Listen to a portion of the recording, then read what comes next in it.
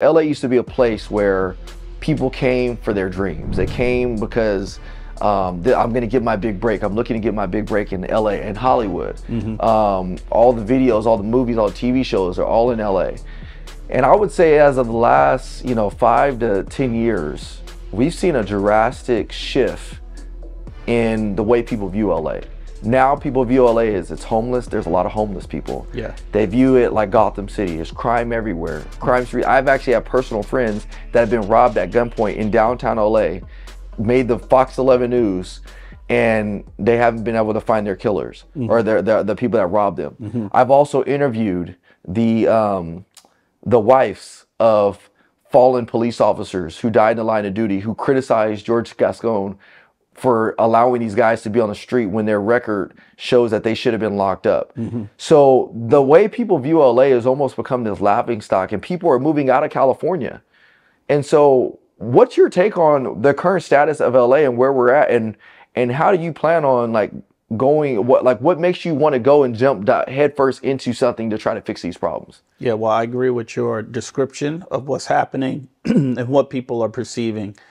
A lot of people are walking around in fear at this moment, and it didn't feel this way even just 5 years ago. The crime has become much more random than it was before.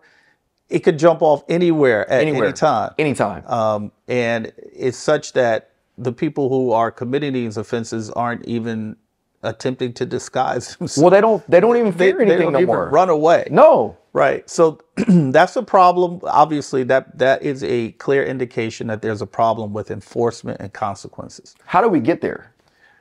We got there, really goes back about 10 years ago when our courts, our federal courts, demanded that California reduce its prison populations. Okay. Our prisons were grossly overcrowded. Okay. And they needed to be reduced, or we needed to build more prisons, one or the other. Yeah.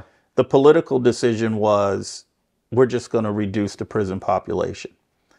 That started to turn people out into the community that weren't ready. They hadn't put in the work to be released. And we started releasing them back into the community. And then that started a whole array of so-called criminal justice reforms, some of which were stacked 2-3 high, all aimed at the same quote unquote problem. And it's been 10 years of this kind of reform now, and rather than make things better, it's making things worse. So let me get this straight. So we went from a place of let's reduce the prison population, but let's not put any programs in place to help these people out that are coming out. Right. So it was almost like this perfect storm. And then you have Prop 47, things like that, where now you're reducing crime. Is that kind of like the evolving cycle of what we've seen and how it's transpired? Yeah, I know. I think that's exactly right. Our politicians have found a certain amount of political cash in just coming up with reforms, whether they make sense or not.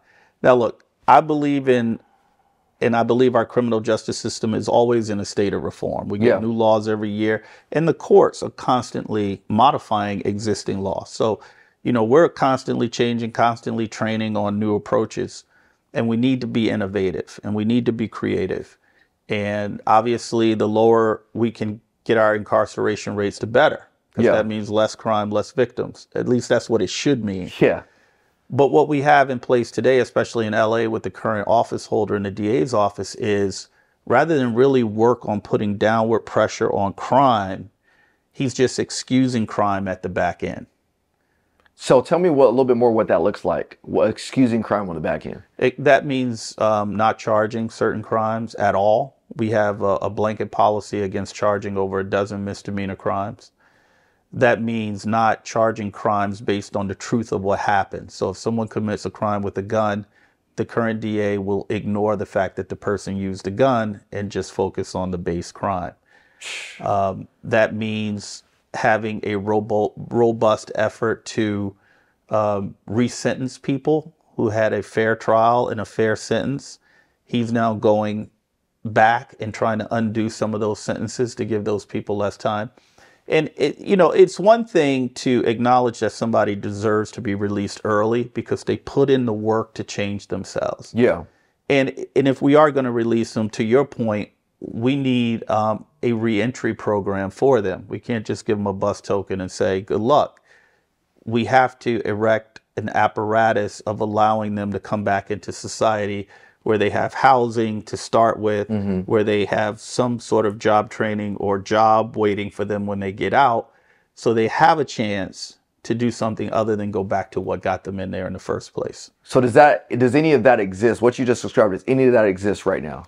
It exists at a minimal level, not at the levels that we need it to really make a difference. So a lot of guys will get out and they legitimately think, I'm not going to make the same mistakes. I'm going to do things differently. But after a few weeks of not being able to get anything going, they end up going back to what they know. Because then you go back to what you know. Yep.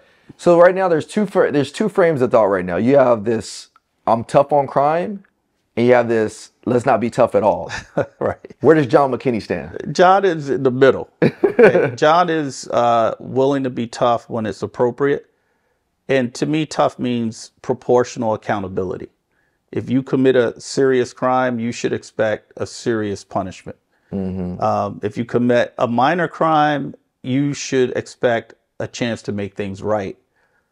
But if you won't make things right and we keep giving you chances, then we're going to give up on you, because we can't just keep throwing our resources at somebody who's not amenable to change.